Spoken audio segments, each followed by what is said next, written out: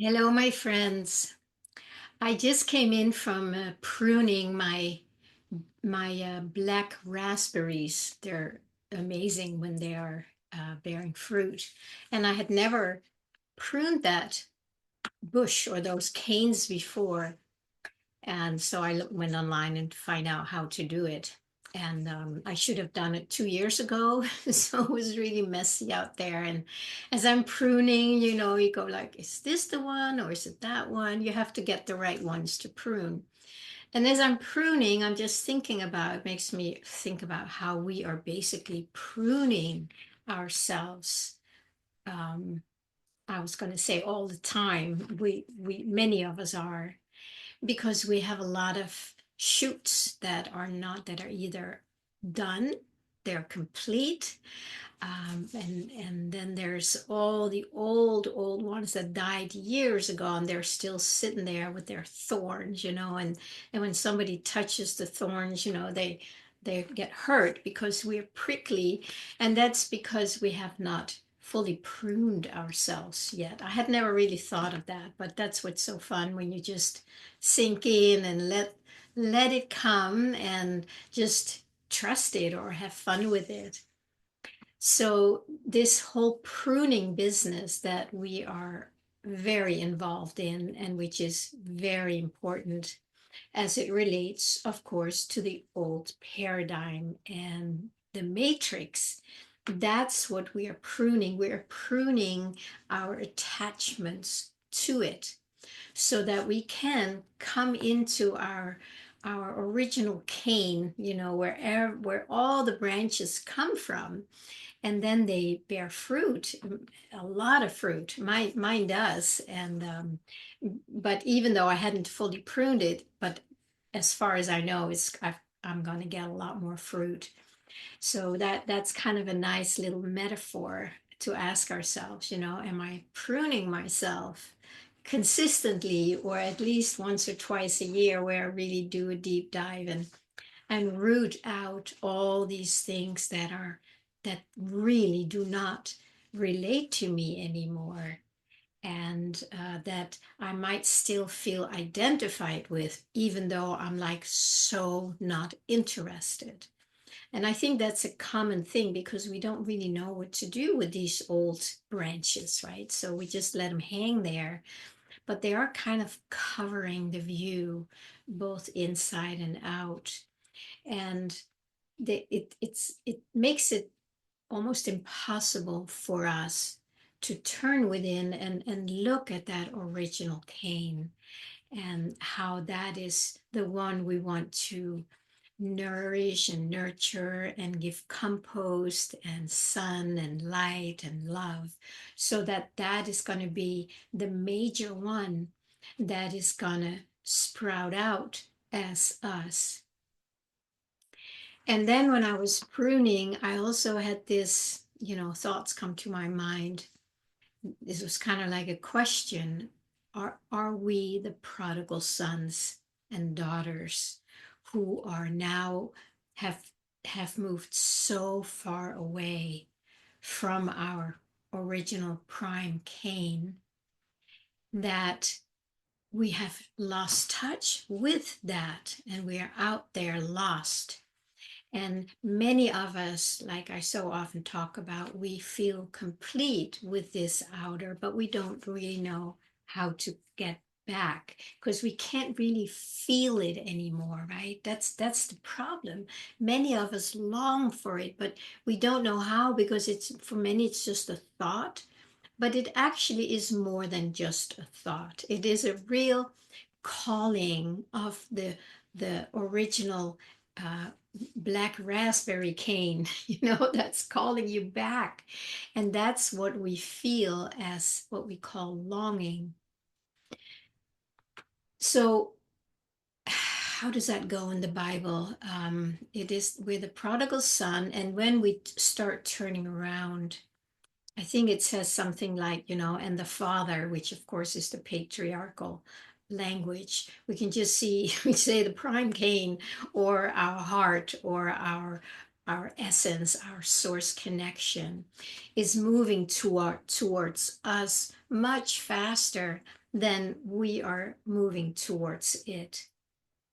And that's where the little black raspberries comes in, because we have so many, side shoots and thorns and, a lot of stuff that we are stuck in, right? It feels very stuck and sticky, a lot of it.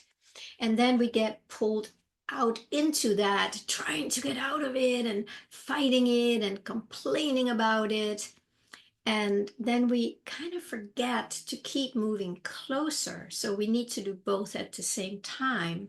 And all the while, once we have started turning back, because the call from within has been so loud that we cannot ignore it anymore. I mean, we can ignore it, but we can't really, because now it's here and it's here all the time.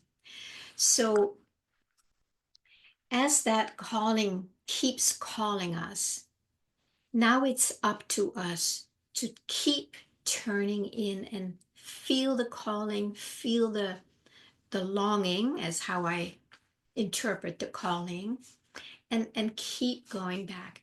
Now, a lot of these thorns and these branches, they can, it's like they pull us back, right? And many times we can't really do it ourselves. There is a point where we just kind of have to give up or surrender. Giving up is what we often do, and then we just get hopeless and nothing happens.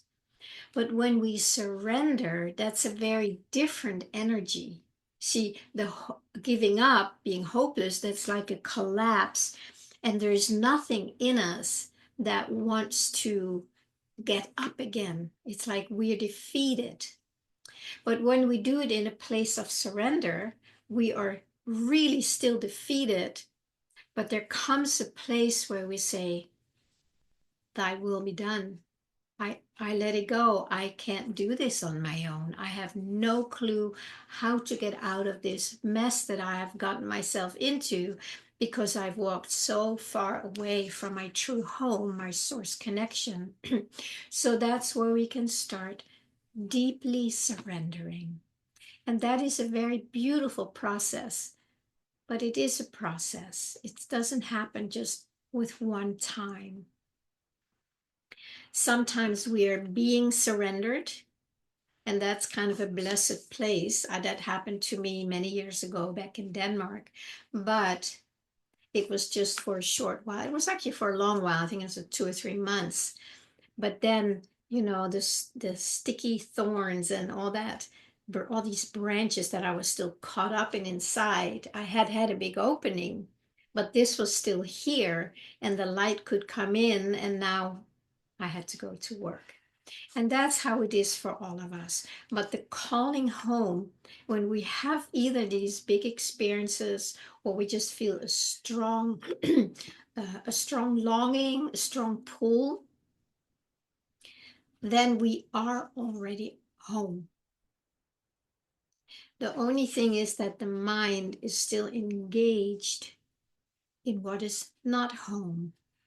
But when we start moving home, we have to really stay connected to, like, the divine or the source is coming towards us very strongly.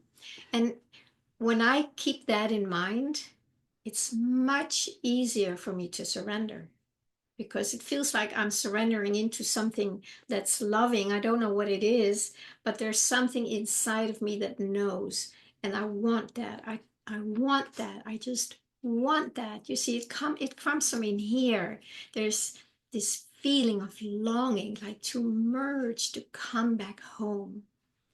And that is what keeps me going. I also have times where I want to just collapse and say, F this is just too hard.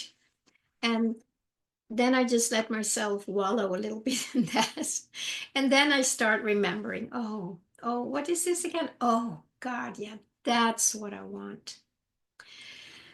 So seeing ourselves as the prodigal sons and daughters of the divine, which is who we are, right? It's not a divine up there that you have to surrender to. It really is your own sweet source connection, your own sweet soul, or your I am.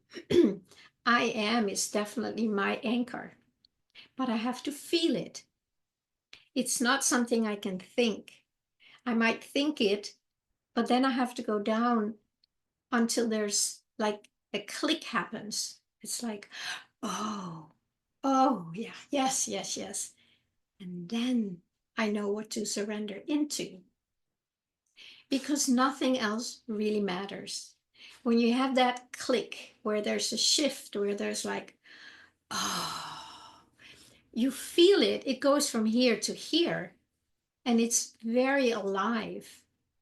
And that is, to me, that's when the prodigal son or daughter comes home.